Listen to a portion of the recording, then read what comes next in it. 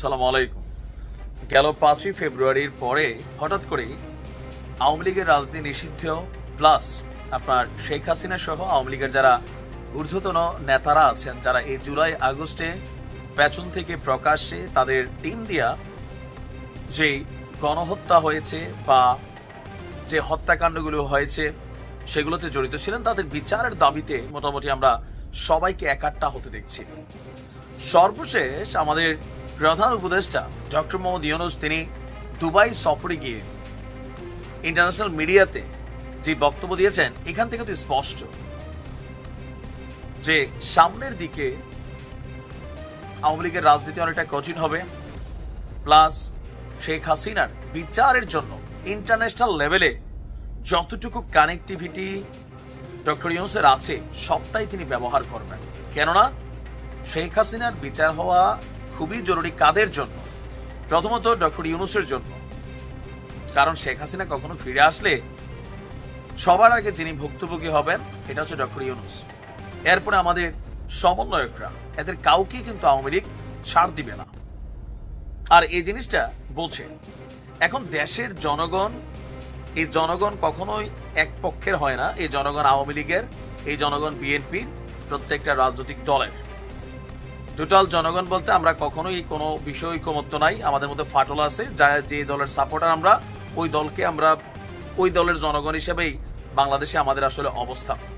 তো যাই হোক, শেখ হাসিনার বিচার নিয়ে যখন বিভিন্ন রাজনৈতিক দল, ছাত্ররা, সমন্বয়করা কথা বলছে, তখন আপনার ডক্টর ইউনূস বলছেন যে ক্ষমতাচ্যুত শেখ হাসিনার বিচার করতে না পারলে বাংলাদেশের মানুষ আমাদের ক্ষমা করবে না। আর তিনি এই বক্তব্য দিয়েছেন কোথায়? ওয়ার্ল্ড গভর্নমেন্ট সামিটে অংশগ্রহণের জন্য দুবাই সফরে যখন তিনি আছেন, তখন আমিরাত ভিত্তিক সংবাদ মাধ্যম দ্য ন্যাশনালকে দেওয়া এক সাক্ষাৎকারে তিনি বলছেন, ইউনূসের সোজাসাপটা বক্তব্য যে শেখ হাসিনা সরকারের গুরুত্বপূর্ণ ব্যক্তিদের শাস্তি এড়ানোর সুযোগ দেওয়া হবে না। সাবেক প্রধানমন্ত্রী এবং তার জ্যেষ্ঠ কর্মকর্তাদের খুঁজে বের করে দেশে ফিরিয়ে আনা হবে, তাদেরকে আইনের মুখোমুখি করা হবে। তো অলরেডি ভারত সরকারকে চিঠি দেওয়া হয়েছে জানিয়ে ডক্টর ইউনূস বলছেন যে তার বিরুদ্ধে আমাদের কাছে অনেক প্রমাণ আছে। এছাড়া জাতিসংঘের যে তদন্ত রিপোর্ট, সেখানেও তার অপরাধের তথ্য রয়েছে। আর শেখ হাসিনা ও তার আমলের সকল অপরাধের তথ্য নথিভুক্ত করা হয়েছে। ইভেন তিনি বলছেন শেখ হাসিনাকে দেশে ফেরত এনে তাকে বিচারের মুখোমুখি করা হবে, আর এটা না করলে বাংলাদেশের জনগণ এই অন্তর্বর্তী সরকারকে ক্ষমা করবে না।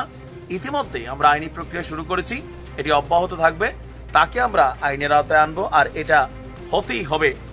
আর এর জন্য যাবতীয় যতটুকু দরকার ততটুকু সরকার চেষ্টা করবে। এখন প্রশ্ন হচ্ছে যে এই মুহূর্তে শেখ হাসিনার বিচার বলতে যদি ফাঁসির বিষয় আসে, জাতিসংঘের স্পষ্ট একটা বার্তা আছে সরকারের প্রতি, বা অন্যদেরও, শুধু ওনার না, যে তাদেরকে আইনা এদেশে যদি ফাঁসির ইস্যু থাকে এটা জাতিসংঘ পজিটিভ নেবে না। আবার যেই দেশে তারা অবস্থান করছেন ওই দেশ তাদেরকে ফেরত দিতে হবে, তো তাই না? তো যদি ফেরত দেওয়ার ইস্যু আসে, তাহলে যে প্রত্যর্পণ চুক্তি আছে সেই চুক্তিতে একটা ইস্যু কাজ করবে। কোনটা? যে এই বন্দীগুলো বা যারা আছেন তাদেরকে বাংলাদেশে পাঠালে তাদের জীবনের সংখ্যা আছে কিনা। যেমন আওয়ামী লীগ সরকারের আমলে অনেকেই বাংলাদেশ থেকে পৃথিবীর বিভিন্ন দেশে অবস্থান নিয়েছিলেন। আওয়ামী লীগ সর্বোচ্চ চেষ্টা করছে তাদেরকে ফেরত আনতে, কিন্তু ইউরোপ আমেরিকার দেশগুলো দেয় নাই। কেন? কারণ তারা জানে যে বাংলাদেশে গেলে তাদেরকে প্রাণদণ্ড দেওয়া হবে।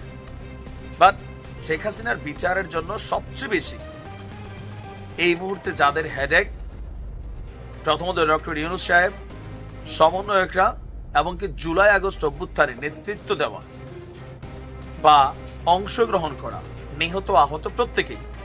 কারণ কখনো পরিবেশ প্রেক্ষাপট বদলাই গেলে সামহাও আমরা হয়তো ভিন্ন কিছু দেখতে পাবো। আপনি কি মনে করেন যে জুলাই আগস্টের ঘটনায় শেখ হাসিনার কি বিচার হওয়া উচিত? কমেন্টে লিখুন। আসসালামু আলাইকুম।